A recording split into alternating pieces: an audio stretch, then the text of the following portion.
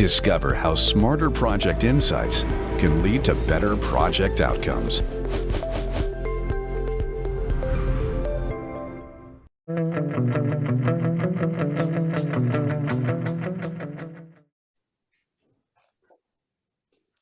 And we're live. Dale, how was your Christmas and New Year's, my friend? Welcome back.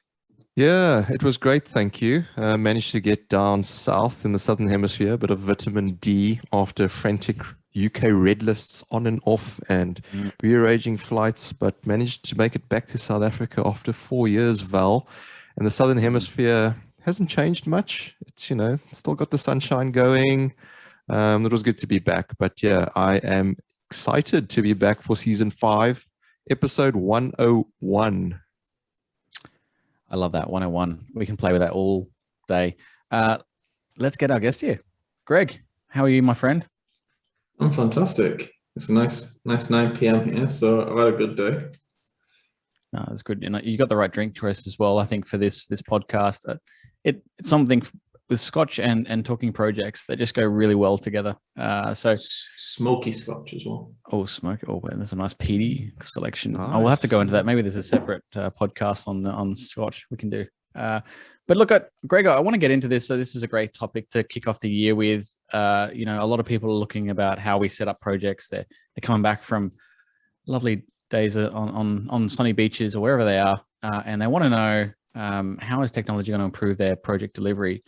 And unfortunately, the Project Controls Expo was canned for us this month, or the next month for us in Australia. But what I've realized or recognized over the last few years, at least, is a lot more software companies in the game, or it's a spin-off of the same company, if you like.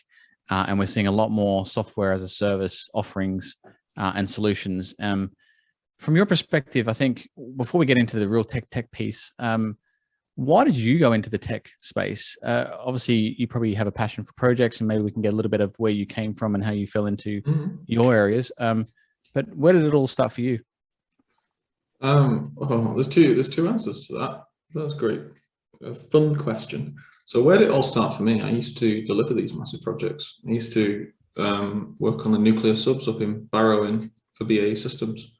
And I used to do project management and systems engineering for half a decade, something like that.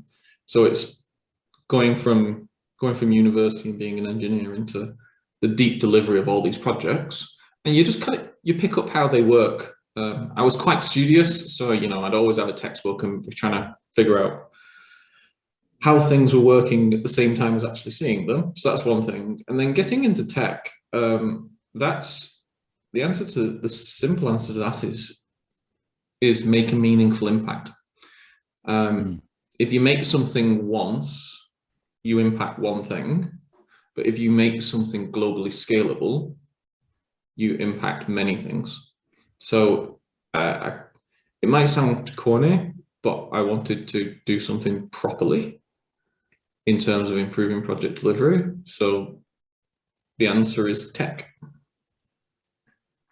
Perfect. I love that. And nuclear sub, that's interesting as well. It's quite a complex type of project, and systems engineering probably gave you a good basis for understanding some of the constructs of these projects. I'm really interested in why technology is so prolific, or at least software for projects now. I think Australia's had the Project Controls Expo for 3 years now, and I've obviously seen those desktops and those stands grow and grow and grow, which indicates to me that one, there's money to be made, but two, that the solutions we've had to date aren't quite hitting the mark. We're seeing a lot of different types of projects, or at least technology coming out now. And one of the difficult things I get all the time as a consultant is which one's the better one. And obviously, Dale and I have the same answers, Craig. It's like, it depends, right? Yeah, it depends. So there's so much contextual variable to every different project. And I think we had a debate last episode that I wasn't on, Dale, about unique endeavor of a project and the philosophy of projects, which is a great episode if you can listen to it. But my view is how do we make software more palatable to the general masses? Because it seems to be getting it's sliding into that data science space, and that scares folks. How do we make, from your perspective, technology more accessible? Okay, so there's a couple of frameworks that I can tell you guys, which you might not have heard before. But these frameworks really come from the lessons learned from product management and technology development in other industries that are a decade ahead of projects. And interestingly, just to jump in, the reason why projects are getting this wave now is a mixture not just of technology factors, but of industry form factors. So, you know, how the industry is actually morphing and has changed over the last decade. But to answer kind of your primary question, I've completely forgotten it now. That's the Scotch. Can you just remind me what it was? I've forgotten too. No, it's how do we make software or technology more accessible?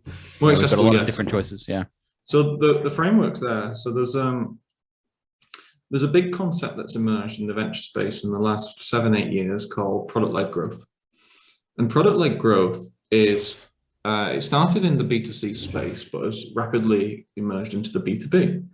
And the simple premise is your product sells itself, or more specifically, your product does the job so evidently well that its natural usage promotes more usage. Perfect example of this in B2C space is things like Facebook, or Instagram, or WhatsApp, or Signal, or Slack. Slack going into more enterprise.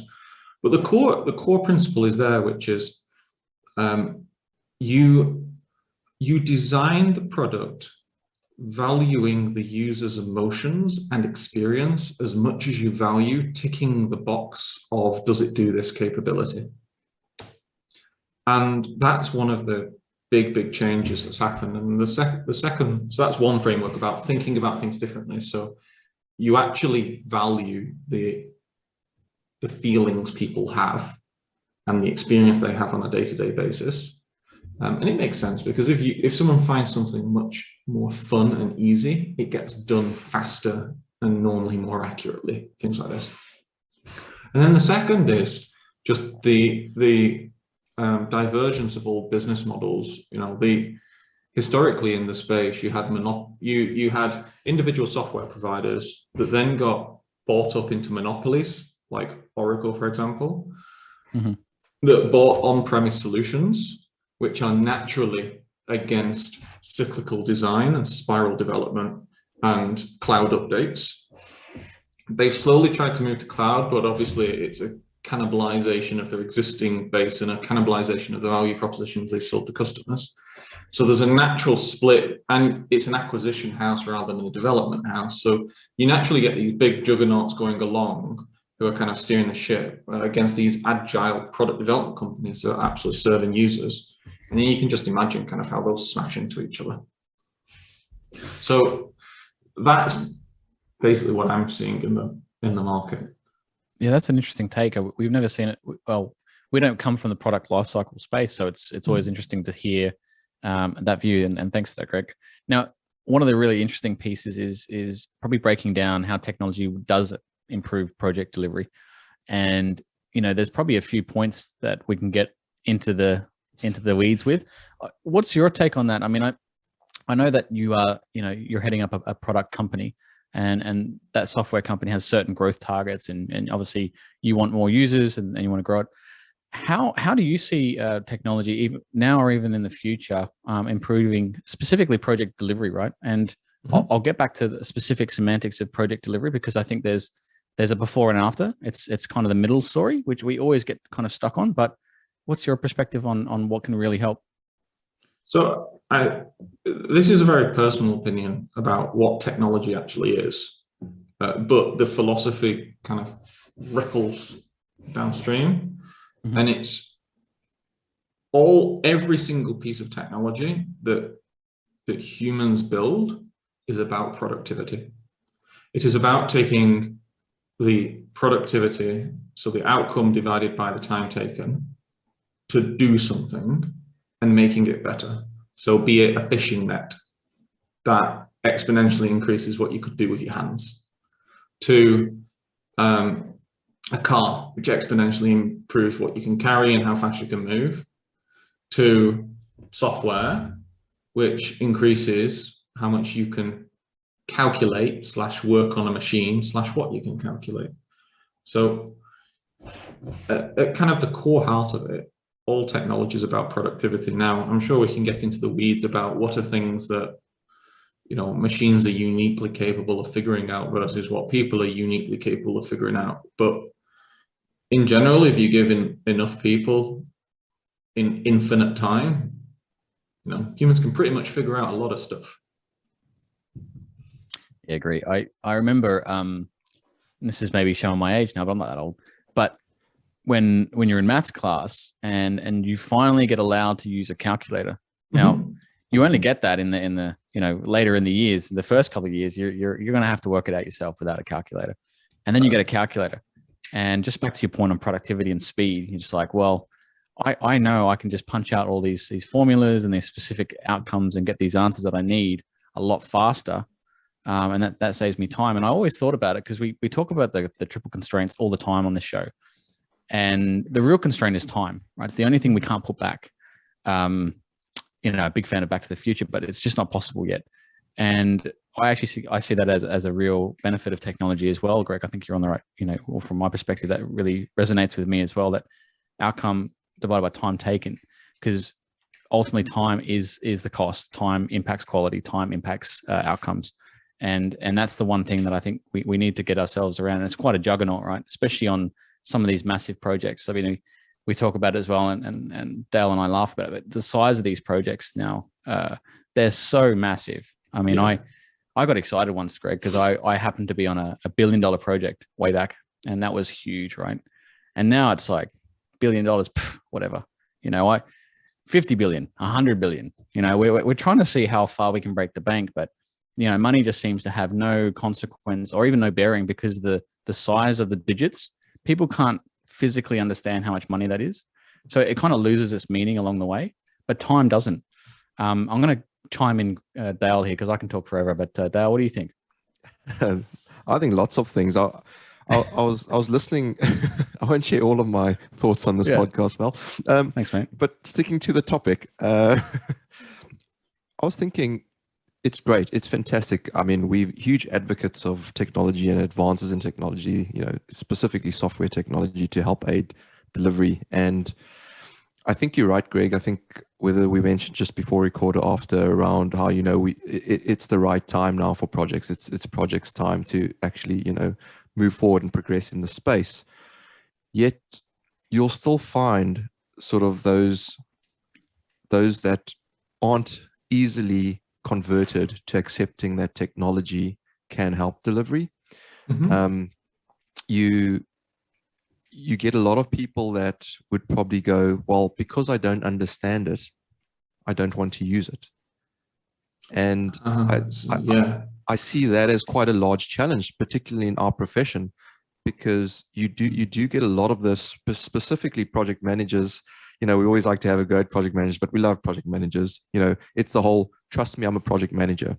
Even your project controller next to you, that's a person, a human being, and it's not technology, and they can show you all their workings, yet they'll go, no, that's academic, I know better.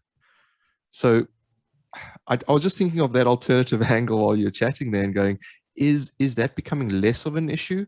Or is that still something that we have to actually address? So there's two things here. There's nascent demand in the market, and there's the perspective of product-led development as opposed to technology-led development.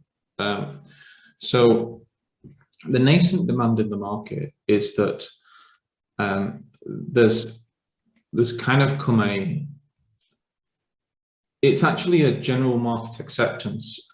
People say that the project world is adverse to change, and it isn't adverse to change at all. Like, nobody in the project world is going, I don't want, like, we're not having change. Projects literally change every single day. What it is that the articulation of the potential solution set has been too immature for the professionalism of the market. So being able to show a project manager, I'm going to improve your life and here is the evidence, that has taken a long time to develop. But then the second thing is this approach to product-led growth. Because if you're thinking, how do you, and it comes back to the first question, which I didn't answer very well, but I'll answer it better now, which is if you think about the world in terms of how do I convince this person, or how do I get around the judgment of this person? We're looking at it in the wrong lens. What we need to look at it through is, how do I make this person's day better? And how do I make the time to value, so the TTV, as short as possible and the value as big and a bang as possible? So for example, one of the features we built was an automation of seeing what's differed in enormous programs, so 50,000 line programs. And on the surface, you might go, well, that's super quick, or that's super simple. But for the people actually doing these calculations, we found that it was actually taking them 2 weeks to do.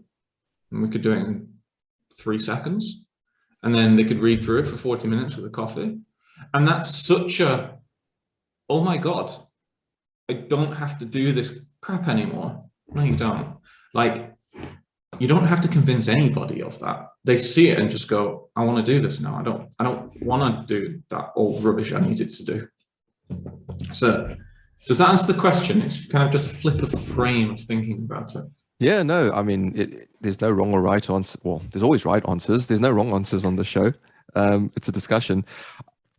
And then leading on from that, though, how do we address the whole, garbage in, garbage out challenge to say, okay, we can have the best technology solutions, be it software solutions, etc. But if we don't have the quality of data coming in, how can we make quality decisions with that crap data? So I hear this all the time, and for me, it's about. For me, it's about understanding the project machine that you've built as a project executive. Mm-hmm. Projects are incredibly complex because of how everything interlinks. But the way that we simplify them is we break them down into the constituent components, which is waterfall project management. And we understand and deliver those constituent components, knowing full well the interactions between them. When it comes to data, a data flow will be something happens in the world, some data is produced. Cool. The data is not produced for the fun of it. It's produced because someone wants to understand something, and in the middle there's a processing. If it wasn't done with a calculator, it'd be done with an abacus. It's no more complex than that. Now, the whole garbage in, garbage out thing has two variables to me. One is, well, if you put garbage in, unless you can actually do the analysis and understand that the analysis is completely messed up, you don't know you've put garbage in, because it's this weird alien language. And I need a graph to understand that this project isn't going to finish in 3 days and I've got to spend $1 billion a day. That's not going to happen. That's a pile of rubbish. So there's actually a lot to be learned there. And the second is, when people say garbage in, garbage out, what I think they actually are mentally saying is perfection in, perfection out. And they're kind of, you can't do anything until it's perfect. That's not true. Like, machines here aren't doing anything that people haven't done for the past 1,000 years. They're just using newer methodologies and doing it faster. So if people have been doing it, why is it any different if a machine's doing it? Yeah, no, it's some great points. It's an interesting one because, I mean, if you take actual real garbage these days, they're turning that into biodiesel. Yeah. Even some of the things where people have gone, that's garbage. I've had conversations with them, like, okay, so why is it garbage? Well, that's not where the crane's going, and that's that. Okay, well, why is the crane being put in there? I don't know. Val, why have you put the crane in there? Oh, because that's what it says on the procurement form. Wait, what? Okay, we've got this. Like, instantly there, I'm like, you're doing project management. That is literally project management. Yeah. And so there's your biodiesel. Okay, Exactly. let's shift gears slightly then. So often, project failure is related to behavior or organizational culture and things like that. We hear a lot of that these days. We've had plenty of podcasts around that. And so I just wonder, how can technology help projects avoid those types of issues? Can it? Or is it purely from a data perspective?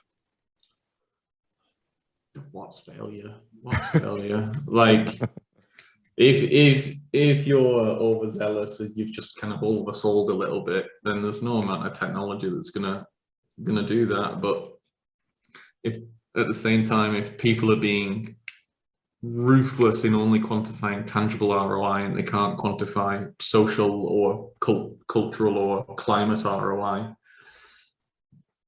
I find that whole subject a bit of a minefield. I quite like the precise and quantifiable elements. So, can technology help us make projects faster? Mm-hmm. Damn right. Yeah, it can do that. Just like a jet ski can help me swim faster or get across water faster. Yeah, it can. And just like Google Maps can help me get from here to the cafe faster. Can it construct the whole logic of why I want to get to the cafe and the philosophy of, how I like a car? I have no idea. We're going into what's the Hitchhiker's Guide. We're going into kind of that with Mars, things like that. Yeah. Galaxy, yeah. But it's great. We can go anywhere we want with this podcast. Exactly. There's no script to it. And just sticking with the whole failure piece on projects, and a big one as well that we often talk about is the contract. Now, can technology help from that perspective? I mean, I don't know, because the contract is often, there's so much debate around it. There's so much lack of clarity, the way it's written, how you read it. The lack of clarity is mostly purposeful, though. I know. Like, I've built a lot of these contracts, and you make it ambiguous because you're like, yeah, exactly. That's where you I'll leave myself some wiggle room. But can technology help in that space to help us deliver better, faster, quicker, cheaper, perhaps greener? I wonder. So, again, another framework. The way I work is I just use a lot of different mental frameworks about how the world works, and then hopefully some of them hold true. Hopefully, the way that I look at this is, there's what is true in the world. So, how long the project actually took, that is true, and the modeling you can do around that is true. And then there's what people's perception. So it's what did Val promise us, or what did I promise Dale, or whatever. And these are two very, very different things. When it comes to operational execution, like, of course tech can help us go faster. Like, just look at Ford with the car production line, or look at Foxconn with chipsets, or look at China when they're doing road building with those massive machines, or look at agriculture of like how food production per acre has increased over the last 500 years. Like, to me, that's just like a truism of the world. Like, it just doesn't exist. I think when it comes to the rents and who takes the profit and the profit share, what really happens there is really asking a question of how do the structural dynamics change as a result of technology inclusion. So if I give an example to kind of bring that to life. So let's think about a project that goes badly. So it overruns. So in this situation, the contractor's facing liquidated damages. So they make a loss. The suppliers that built it, most of them are fine because they've done their job, but maybe one of them that didn't is facing a loss. The client cannot open on the day that they intended to. So they face a loss, but they've got startup delay insurance. So actually they're kind of okay. Maybe reputationally they take a loss, but the insurance company takes a loss. But then you've got the bank who's lent them all the money and the interest comes due. So they're adding interest. So the bank's really happy, potentially. And then you've got a bunch of politicians. Some were for the project, so they're taking a hit, and some that were against, and it's their absolute field day. So you can kind of get that side of the situation. Whereas if you kind of flip it and the project comes in perfectly, it's kind of the other situation where if the project comes in perfectly, insurers are happy. The bank, I guess, could be happy. It depends how they weighted their risk. Don't know. The contractor could still be unhappy, depending on the dynamics or whatever, because it could have. I think it really depends, and the lesson I was always taught is the whole who wins. The project delivered successfully doesn't mean that you win. It just means that the project was delivered to somebody's criteria successfully. Yeah, whichever baseline we set in the beginning, right? Yes. So, okay, so let's give the listeners some context. I mean, we never sell anything on the Project Chatter podcast, but we'll give you your elevator pitch. So nodes and links, just to give them some context where you're coming from, which space you're coming from. What is nodes and links? What's the technology space? Is it machine learning? Is it data analytics? What is it? It's automation and AI. So what it is, so I'll explain why it is in a second, but the problem's the important thing. The problem we solve is time. So what we do is through a combination of a number of technologies, we automate the analysis that people have to do with schedules. And then as a result of that and some other analysis, we find ways that they can accelerate projects or mitigate risk. So what that enables people to do is it means that a 12-hour day gets cut down to 8 or 7, so that they're happy and they get home.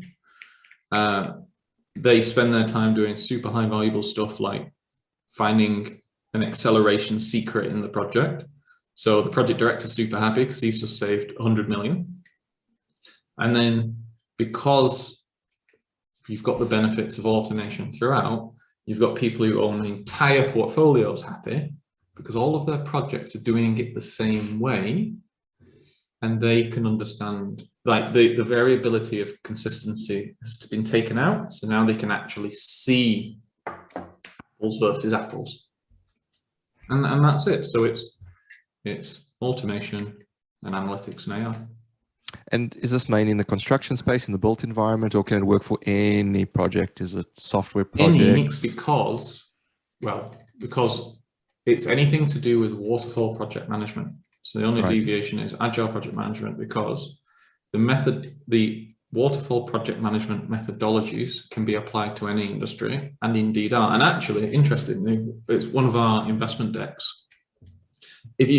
Everyone looks at industries like verticals, they look at it as the thing it produces rather than the operation that produces it. So everyone goes, oh, it's the car industry.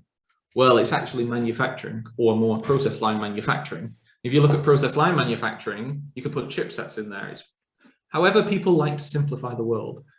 But everyone looks at like construction or infrastructure or utilities or oil and gas or aerospace or defense or nuclear.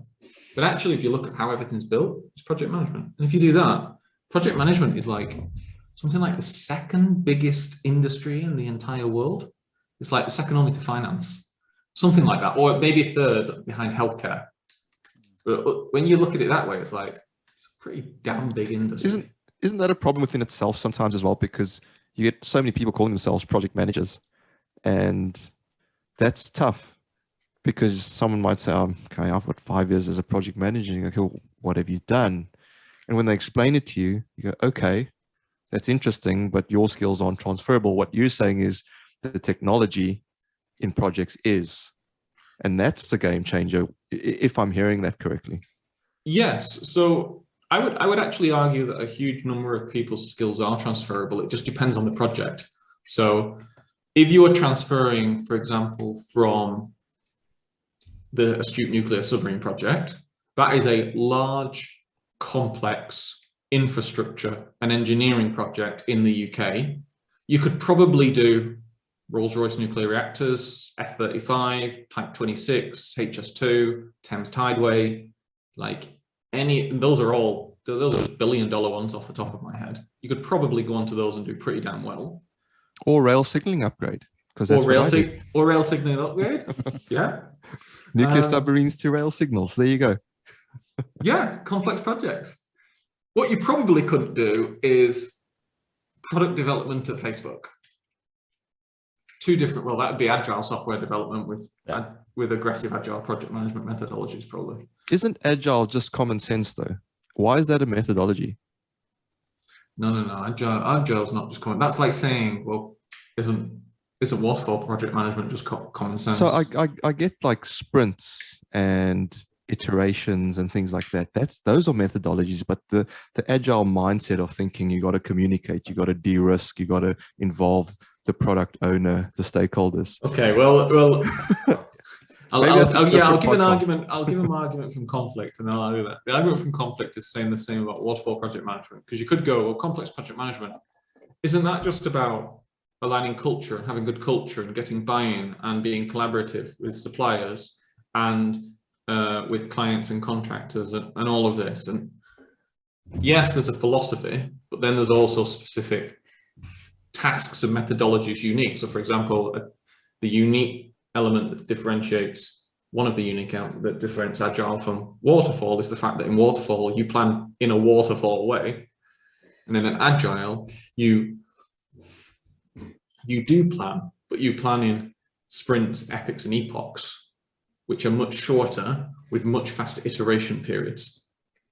So it's like, this is one of the things where you could get into a heated debate over a whiskey and a beer. Well, no, I'm the best project manager. No, I'm the best. We don't want debates. We just want a bit of discussion and discourse, which is great. But no, it's great. Val, come, let's get you in. You've got strong opinions on Agile. Come on. I don't want to hit any of the methodologies because I don't think any of them are right. But they're the best we got, right? And they work. It goes back to, it depends, right? Contextually, it depends. I think Agile for a product situation is right, because generally you want to see some proof of concepts. You want some fast functional products out the door, and then you want to iterate them. You want to improve them over time, and you want the client to be part of that. I actually think there's a purpose and a place for that. I also have issues with critical path method, and we've talked to many people about this, and just the sheer fact that, you know, the client can state on a mega project that we want a logically linked program for the next 10 years. And we're going to hold you to account, by the way, on that baseline, and think that's a reasonable, logical, rational thing to do. I just, sometimes I go, what in the hell is this? And I remember you and I were on the same project, right? So you remember we sit with the client, like, you know, how in the world are we going to know by the time we get to the software part of this program exactly how this is logically linked? So there are challenges to both, and I think one of the interesting things technology is doing, just bringing it around, is it's circumnavigating some of these methodologies, because you don't have to think about the methodologies; they're embedded or inferred in the software itself. Oh, so that's a clever comment, by the way. That's a real clever comment. Yeah. Well, I rarely get that on this show, so thank you very much. It's called GAAS. It's called Governance as a Service, and it is emerging now. But there's like only one or two venture companies that actually describe themselves as GAAS. Oh, you're gonna have to expand this, because I think we might have touched on a nugget there. So, Greg, what is GAAS? So GAAS is governance as a service, and governance is in this kind of simplified case is the fact that you follow process without knowing that you're following process, and there's no deviance from process. I'll give you a perfect example of where this kind of GAAS originated from. Go on Amazon now and pay without using your credit card or your debit card. Or order something without going through their payment process. You mean like the one click? Yeah. Order something without doing that. Yep. You can, absolutely.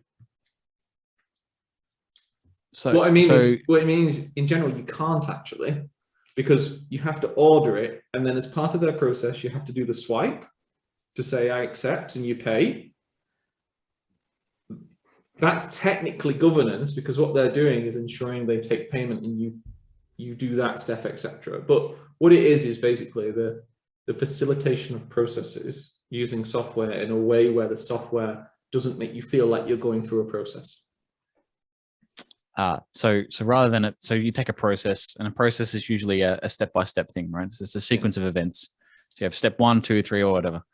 And you're saying there's software, or at least there's a concept out there that process could be removed completely, managed by technology, and that would be governance as a service. And there's software. To a part. Like there is governance as a service providers, but the people who pitch themselves as governance as a service are generally doing enterprise board level things, and really what they're doing is automating the collection of integrated business plan data.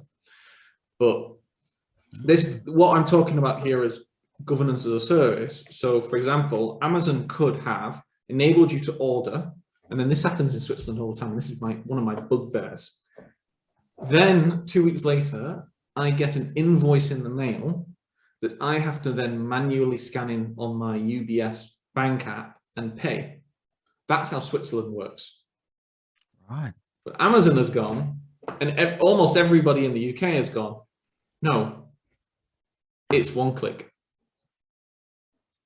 Now, for the business, it makes total sense, because they're like, okay, well, we're going to have a churn rate. There's going to be some people who don't pay the bills, and then we're going to have a collection fee for going and chasing those people. So there's an overhead. Plus, there's the cash delay landing in our bank account, etc. So if we can just put this process in, but we can't make it onerous for people, so let's just make it one click, so which is less work than I'm doing, having to scan all these pay slips, things that I have. That's now, interesting. So that's just a product, but then if you sell it as a subscription, so for example, Stripe, you're skating the lines between infrastructure and governance. That's interesting. I've never actually picked up anything like that before. That's something we've never heard before. Dale, I don't know if you've heard of GAAS before, but anyone should check that out. I think that's a really interesting point. And whilst we do talk about it, we're talking about kind of merchants rather than projects, right? So maybe there is an opportunity for projects to grapple with some of this technology. This is one of the principles that Christos and I are always thinking about, which is, in how do we make people's lives much easier and much more enjoyable? How do we take a lot of the kind of crap off the plate about like the governance procedures and having to chase people up and having to produce reports and having to communicate those reports and all of this kinds of thing? When you really think about the streamlined governance process, so reporting is a governance process. That literally is what it is. So in that governance process, rather than the data all being submitted to the PMO then fixing the data, then doing all of its analysis, then sitting on, I use a super simple example, PowerPoint, and then submitting that to SharePoint, and then people reading that. Why don't you just insert Power BI? Or why don't you go all the way back and just automate every calculation and give people access to a global platform where they can explore it within the boundaries of the confines decided by the PMO? So some people can see some stuff, other people can see others, and other people can actually start changing equations and messing around with it.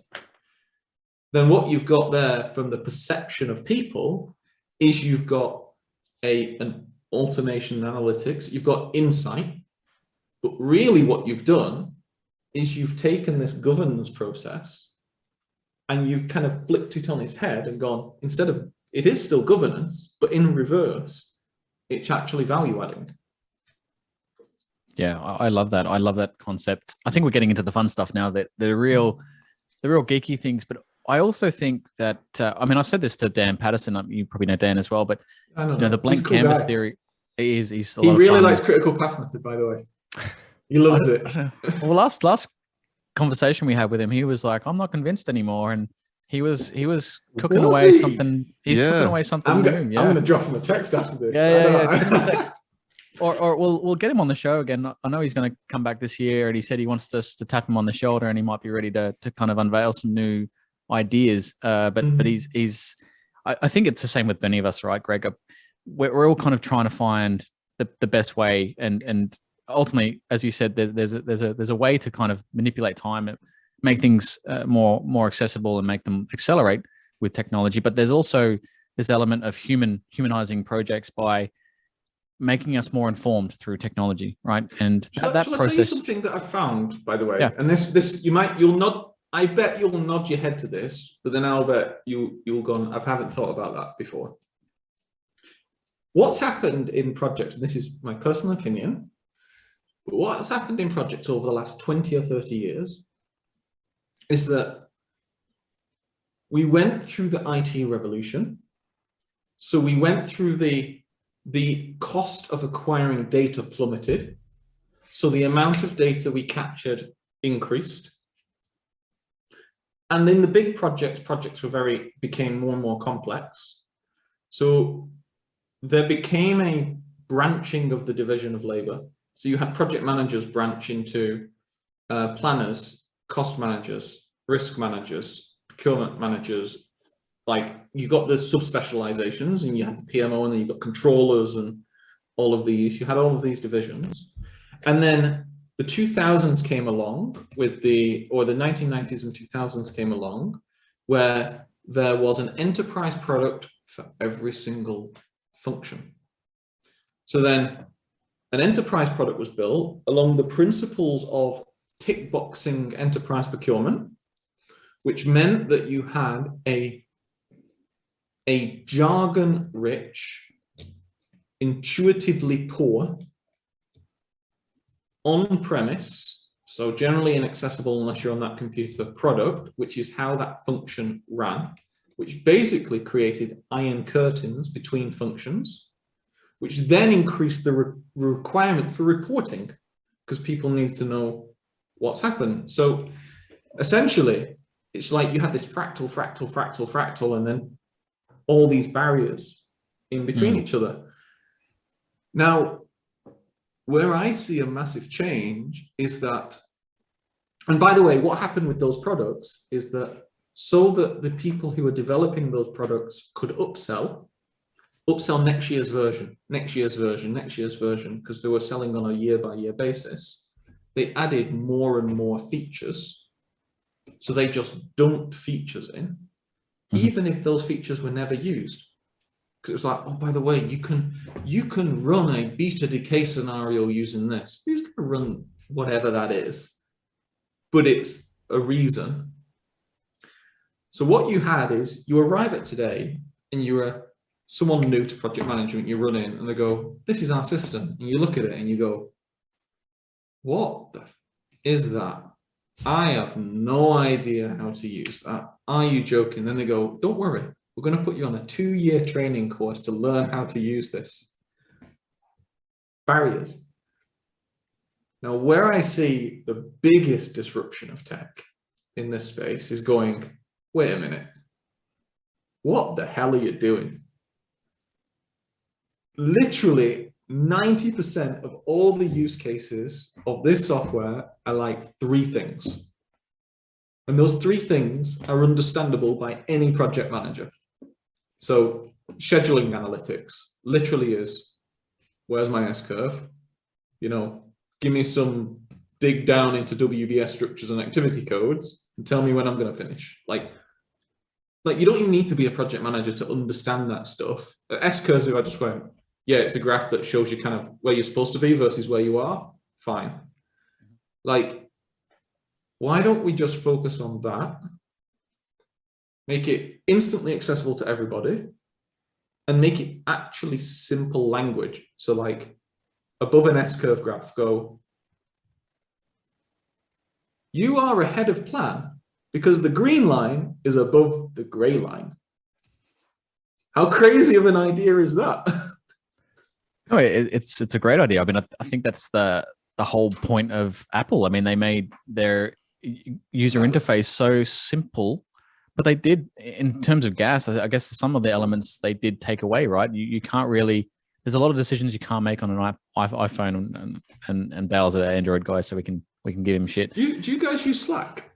Yeah, I love Slack. We actually use it for this podcast. It's one of my favorite go-to tools. The funny thing about it is, a lot of people don't like it. But the funny thing is, I actually think it's intuitive rich, because it tells you and helps you remind things, set tasks, reminders, easily tag, easily bring in people to conversations, easily make threads, easily categorize conversations and discussions. I was like, why isn't this being used? And I think it's partly old school thinking and the whole resistant to change thing. I think a lot of people just go, well, I've used Excel for the last 10 years. And a lot of it is Teams with its Microsoft bundling strategy. Yeah.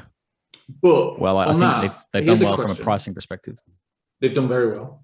Here's a question. Why doesn't Slack enable you to push to email? Push to where? Push to email.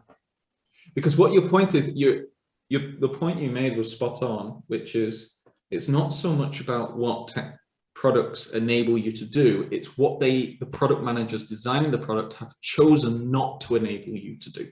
That is actually sometimes a more interesting question.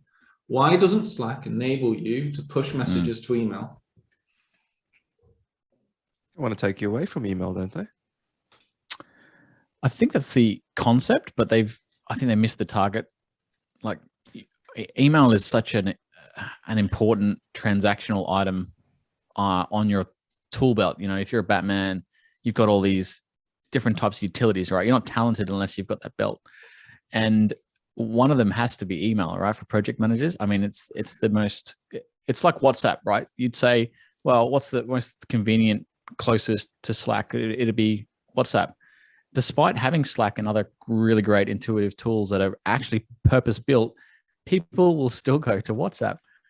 So it's an interesting question of buyer behavior and how people assume products are going to be consumed. They go, I've got a great idea, Greg, and I'm sure you've hit this a few times. Let's do this, because and sometimes I've said this to Dale, we outsmart ourselves. We know what would do better, but we've kind of I guess overestimated the engagement or the adoption of that particular product or feature. And I think a lot of the time, as you said, they throw features. And underestimated. Like Oracle is a perfect example. But one thing you said there, so the coming back to the difference between waterfall and agile, for one of the main methodologies in software development, the reason, apart from the build, so ignore the whole operations of how you build efficiently and effectively, software is, in waterfall project management, you've kind of got one end buyer or one end user or a group of end users represented by one entity to an extent. With software, you're selling to millions. That means that the market is smarter than whatever you can do. So the best thing you can do for a piece of software is to release it and see what the market says about it. There's no one smarter than a customer, because they will tell you what they want and what they do not want. Now, they won't always be able to articulate it in plain English, but they will articulate it with money. But on the Slack thing, this is again my view.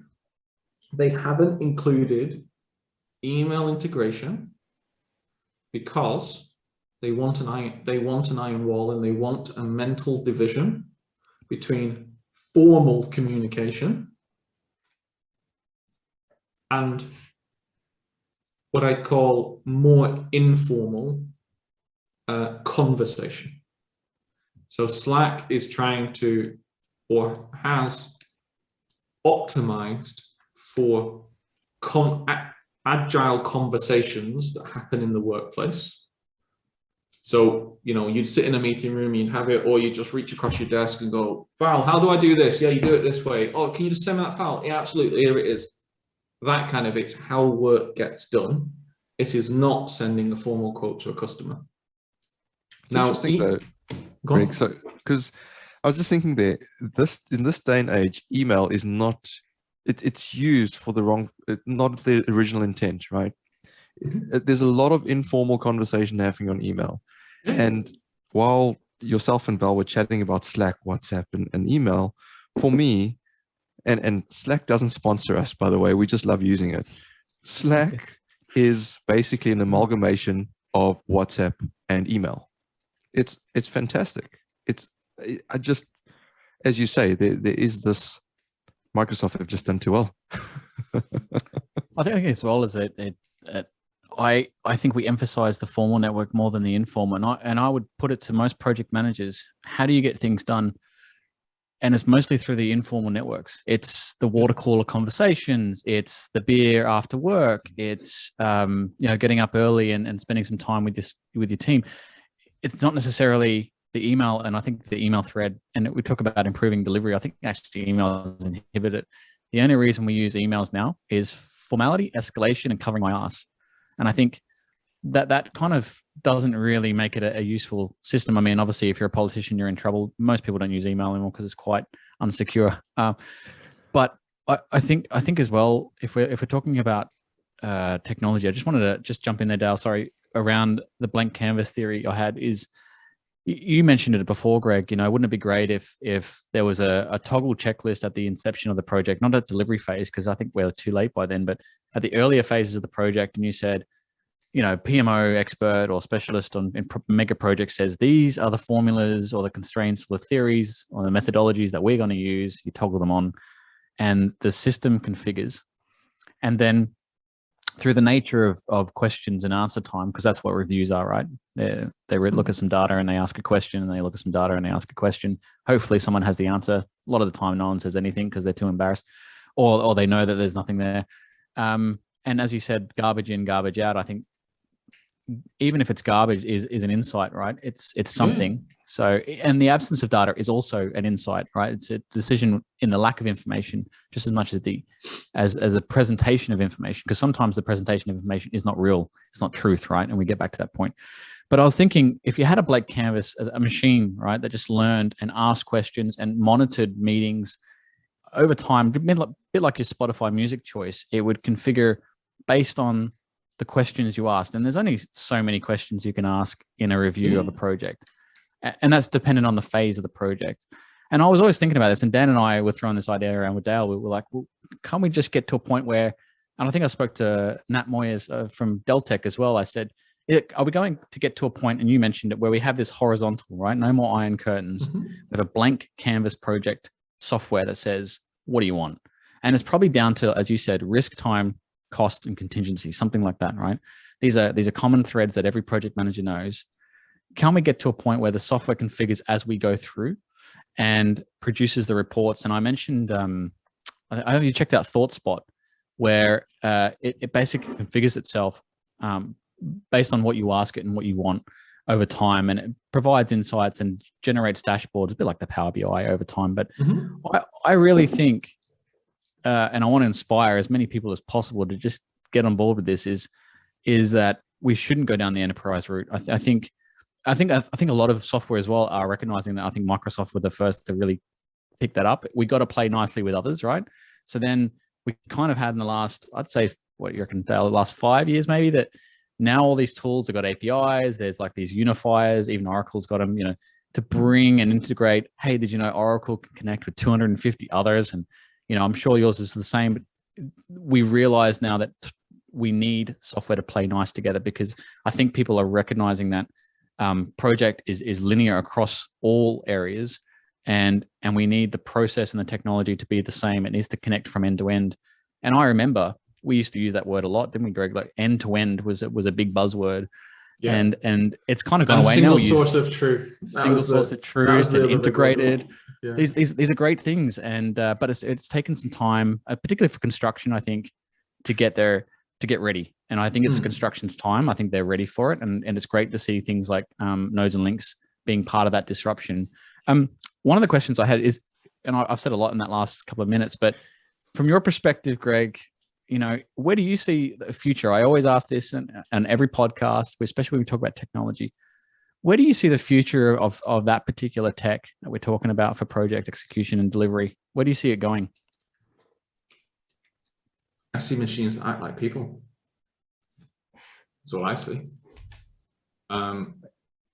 So the way that we as humans have solved the complexity of doing projects, because you know, we can argue, well, we didn't do it within budget or time or something. We still build some pretty fantastic shit. Like, we're good at it. I'm not personally, I can't concrete or weld, but there's some other people out there who are pretty damn good at doing these things. The way that we've done it is an absolutely perfect, almost lab-like representation of division of labor. So that waterfall projects are almost like an entire microcosm of the theory of division of labor. And what we do is, because the role is complex or operationally complex, that's why we give it to people as a role, not a task. It's not a task to do project management, it's a role to do project management. And within the role, there are tasks, but there's responsibilities, etc. And what happens is that roles talk to other roles to then enable the flow of information and communication for decision making and action taking.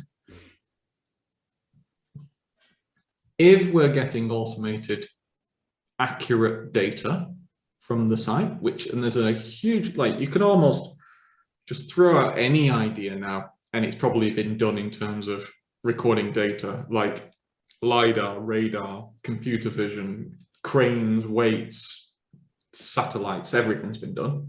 If you're getting that coming in, and yes, there's a forming, we'll throw that aside, but let's imagine that that can also be sorted. And then you've got all of the calculations and algorithms being done. And then you've got AI-driven recommendations and things being put out. And then you've got these computers talking to each other for APIs. What I see is the machine workforce.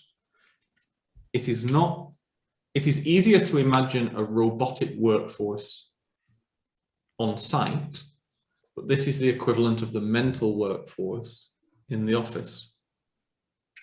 And where I see people in this is people are the conductors, because this workforce doesn't understand empathy or context or anything like that. It just does. But it doesn't get tired of doing. It also doesn't require pay. It just does. Just like your calculator just does. Your calculator doesn't say, pay me £5 an hour and I'm going to sit next to you with my abacus and figure it out. It just is there. And I think the battery from my calculator from sixth form is still working. So like, it just does. So that's where I see it. And I see everybody turning up to work and having their own system, their machine person that goes, these are the 3 things you need to know today. And don't worry about anything else, because it's all just meaningless shit in the weeds. You've got these conversations with these people because that's what matters. So it's almost like the morning can be, I need to figure out if this acceleration opportunity is actually realistic within the bounds of the contracts we have. And then in the afternoon, I'm meeting customer A, B, and team C. And it's just that simplified. I love that idea. I saw Elon came out with a sentient, and I was like, yes. But I have one query, and I think this is actually a really good one, and you'll like this, Greg. It's around, when machines really do provide, and they're getting to it, that even sentiment analysis, with machine learning, that they're actually getting there. That they'll trace and analyze, millions of tweets per hour and come up with sentiments of mood and emotion. But one of the questions I had is around machines coming up with recommendations for projects, right? Like, which they're doing now, which is great. And you know how in our waterfall method, we have planned versus actual. Yeah. What I would love to see is recommendation versus decision, and then logged and compartmentalized together. Because what will happen is, in retrospect, you could look back and you could look at, well, here was the recommendation and here was the decision made and there was the impact. You take some of these big projects that have been in the media. Let's just use Crossrail because we all know it. There's points of failure. And as a pilot, or if you ever watch air crash investigations, there's symptoms. There's things that happen along the way. And it would be great for that to be logged, because we've talked to people like Martin Paver, who we're trying to get some point of accessible data out there. And it would be great if that was also logged. And I've mentioned it to a few projects, Greg, where, do you have a decision log? And they'll be like, no. And it's funny because it's probably the biggest resistor I've ever seen, because then you're accountable. So whoever makes a decision in that room is therefore accountable. And isn't it funny, because isn't that the idea, that a project manager or a program manager or a director or a VP have some skin in the game? And when you mention the decision log, it's the first thing to be ignored. It's like, no, we don't need that. We've got machines, we've got systems, we've got people, we've got PMO. And I just wonder, what's your thoughts on that? My thought is that I really sympathize with the people in that room, because I've been one of the people in that room where what we do want is people to be accountable. But what we want even more than that is people to be scapegoats. We want someone to point the finger at. In this ever complex world, we just want one person to point the finger at, even though the world we live in is a very complex place and things aren't linear. And that has a counter incentive to what you're saying. Now, interestingly, there is a way around what you just said to achieve the same outcome. So we're providing recommendations, and for the customer, for the users who decide they're happy with it, because it's user-led, we're logging choices, and over time the users themselves can assess it. And it's, at the moment, it's limited to who the actual user. It's a soft cultural approach to that, because what you can do from that, with the permission of the users, is then start to give the macroscopic analysis out to people. You can just make it free. Just be like, this is the macroscopic, this is what it means. Because it's almost the people don't want to go through the experiment because of the fear of the experiment, but the result they're very interested in.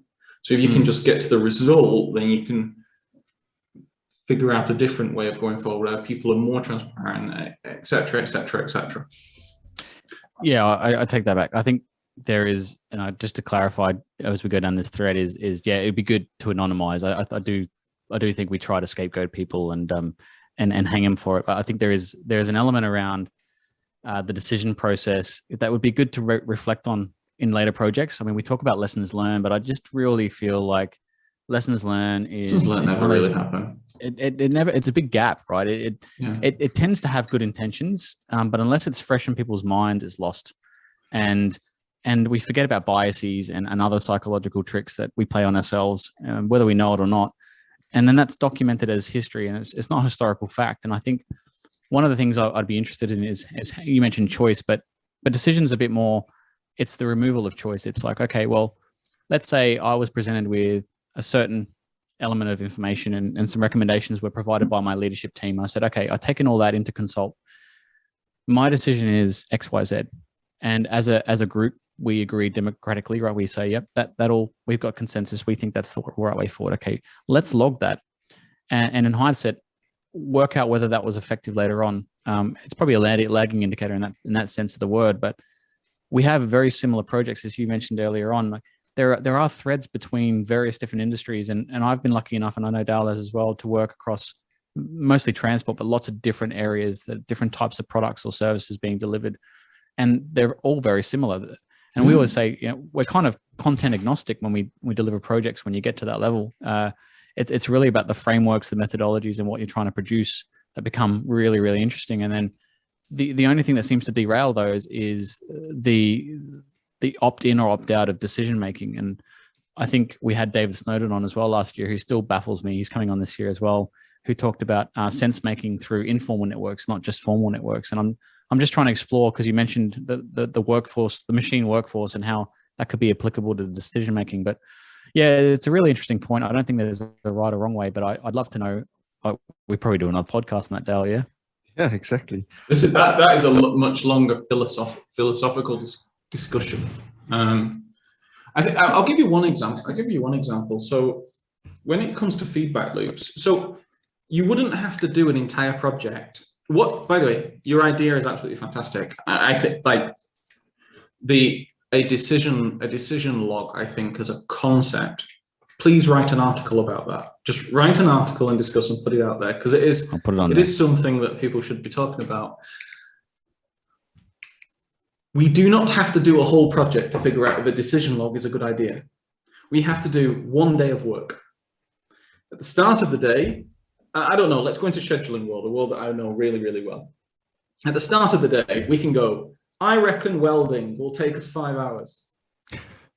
Then at the end of the day, we can look back and go, welding took us 5 hours and 15 minutes. Why was that the case? Decision hasn't been made yet, by the way. You were like, it was the case because they stopped for 15 minutes for lunch. Decision. We've got another weld tomorrow to do. Do you extend it? That's when the decision is no, because I'm going to tell them they're not having lunch. Or yes, because lunch is reasonable. You log it, and then the next day you can go, lo and behold, it was 5 hours, 15 minutes. They did have lunch. Like, you could do it over 2 days and go, maybe we should be doing this. Now, if we extrapolate that up, imagine if you did that across every single activity, every single day, and then amended as you went forward. Well, you can do. You just, if you wanted to do it practically, I'm sure the three of us could easily do it. We just export the P6 file as a CSV or an Excel. We just pivot the table the hell out of it for about a week, and then we'll have that answer. Or we can just get a computer to automate it and tell us the answer. We know exactly what process it's gone through. Just literally, I could just program it to do average if. There you go. It's the same, but then you've got, and then if we just, I'm going to call it the val log. Like, that's like the Valorant, but the val log. And then after that, it goes, welding took longer. Do you want me to adjust welding for tomorrow? No, you've been entered in the val log. You don't want to. There you go, done. Yeah. Val core index, that says, you keep saying no to the machine, but the machine's been right the last 3 weeks, so I actually think there's such application for that, and it's such a great idea. And we are talking, we're talking about improving. We're improving delivery, right? This is the idea: is machines can go further than we can, and that's the idea. It's it's like cars can travel faster than we can. It's meant to enhance our capability, and I think that's the really this is what I get out of the message from today's podcast. Dale, over to you, mate. No, I think it's great. I once had a val log, Greg, but I'm not going to share what I wrote down in that. No, it's great. Listening in, it's all fantastic stuff. And you mentioned it earlier on, Greg, where a product sells itself if you build it and it makes life easier. It's what's that misquote? Build it and they will come. Yeah, they don't, but you can build it so that they understand the value you're providing at very quick exposure. Yes, and then you couple that with the whole way, or I guess your vision, your view of how the workspace will change in projects becoming sort of computerized. And I think there'll be a huge plethora of people that listen and are quite scared of that, going, well, you know, I have to adapt or die type thing, you know.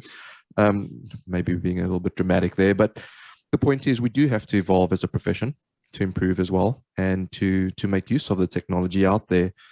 But it's an interesting space as well, because I agree with you, but we'll come back to that. Well, we can come back to that. Or let's pause there on that one. Because okay, wait, let me finish my. I guess Go on. Because one of the things I was thinking as well is that project managers or project directors particularly have huge egos. A lot of them, they're reds, right? If you look at the insights, they're reds, and so, you know, let alone subordinates telling them the information saying this and this is the decision you should make. Now a machine is telling them that.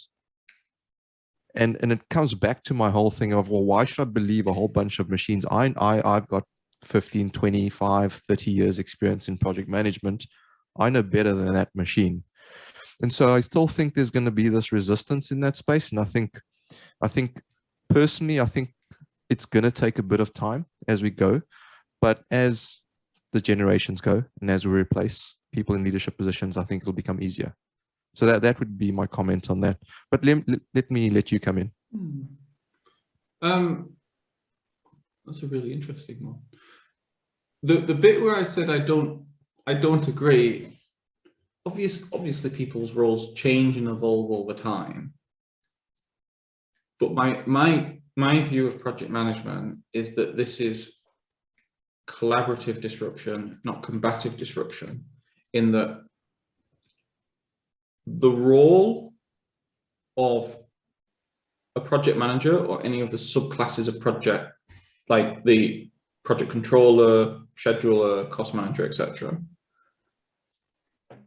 their role is to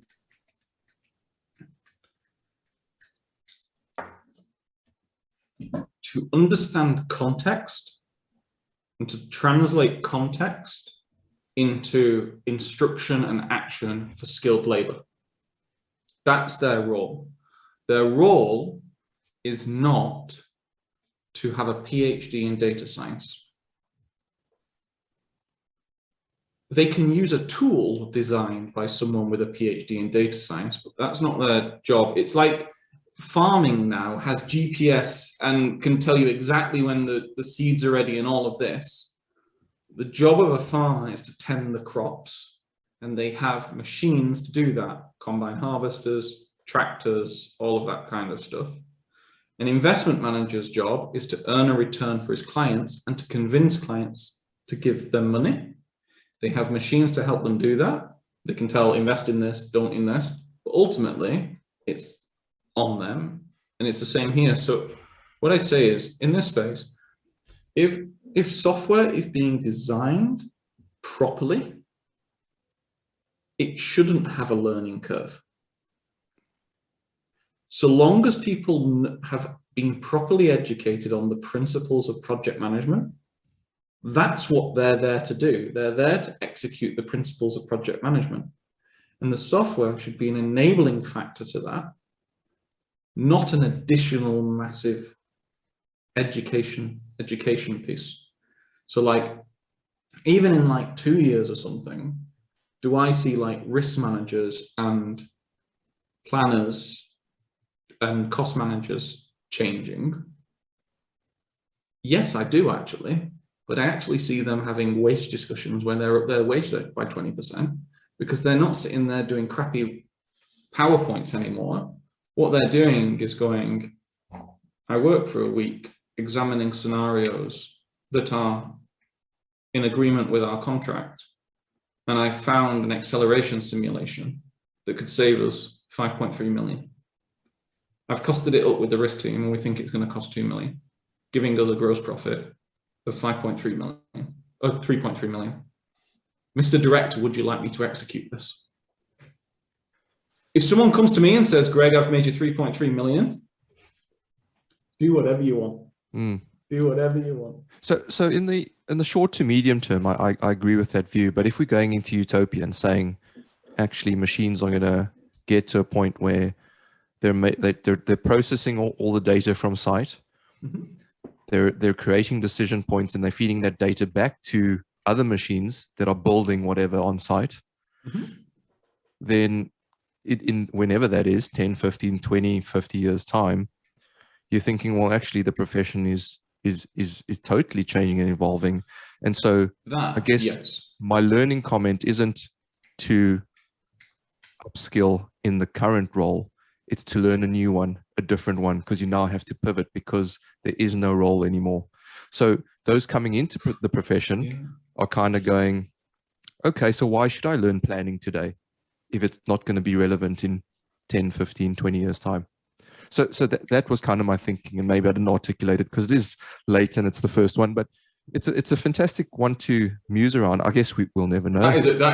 Well, we will know. It's just the three of us will be having a whiskey with very grey beards by then. Yeah. But that is actually a fantastic thought. I wonder if there's an industry that's happened to. So like, I wonder calculators at NASA. I watched that film about those women that did all the calculations for landing on the moon. Yeah. Calculators disappeared over time, but they disappeared from sitting there doing calculations, not actually thinking about how to solve the problems in the first place. Yeah. I wonder where that, if it's the same education, it'd be mathematics and engineering. I wonder where the mathematics and engineering people went. Wall Street? Well, don't know. Perhaps, but as you know, you talk about, I mean, you get quite a few documentaries and journalists sort of try and think, you know, what will jobs look like in 20 years time? And I think it'll evolve. So I don't think what I'm trying to get is that those that might be scared listening to this podcast about their job or their role in 10, 15 years time, don't be, because there will be new roles. It will change the landscape, because I think it's Eddie Obeng who said, you know, every solution creates a problem. And when there's a problem, there's a job. Someone has to fix it. The opportunity I see in the PMO space is for the accelerators. So in the planning and cost world, the analysis associated with acceleration and risk mitigation using uncertainty, few people are trained in it, yet the largest isolated budgets in projects exist against those items. And now you've got a point where you have the processing power to run massive simulations very quickly. I actually think that apart from the project directors, the most highly paid people on projects will be consultants going in to do that analysis. That's my prediction for 5 years. If I wasn't doing nodes and links, that is what I'd be doing. I'd be an independent consultant that would have 2 or 3 projects, mega projects at any one point in time, and I'd work one week per month on those projects. And I would purely be there for acceleration, not interested about S-curves, not interested about internal meetings, couldn't care less about reporting. I am there to simulate what changing working calendars would look like on our delivery program. And then once I've found an opportunity where it has a meaningful acceleration, so for example, if I change to 2-shift working rather than 1-shift 5-day working, how much that changed P positions and delivery dates, to then investigate if that is practically doable via the contracts and the kind of cost incentive of that. Benefit minus cost equals profit. And that is all I'd be doing. And I'd be going, I want 200,000 a year, and I want 10% of every acceleration I find. And in these cases, you can easily get accelerations that are like 5 mil a pop. Yeah. I don't know, but that's what I'd be doing. No, it's an interesting space. You know, I knew this was going to be an amazing episode to kick off the year. Look, I mean, we've gone over the best part of an hour, Greg. Was there anything that you felt we didn't cover that you wanted to cover, particularly in this space, before we head to the end of the pod? Oh, I think there's that one thing, which is sustainability. Yeah. I said this at the Project Controls Expo, and this is again a prediction. So the PMO has concerned itself with time, cost, quality, and safety. time, cost, and quality forever. Safety, to the extent it does now for the past 10, 15 years. It is going to be rapidly mandated to concern itself with carbon. No one has a clue what that even means. And I have another, this is not a prediction. This is I wonder, and I can't say the client, but I had like a 2-hour discussion the other day. It was supposed to be a 5-minute phone call talking about this.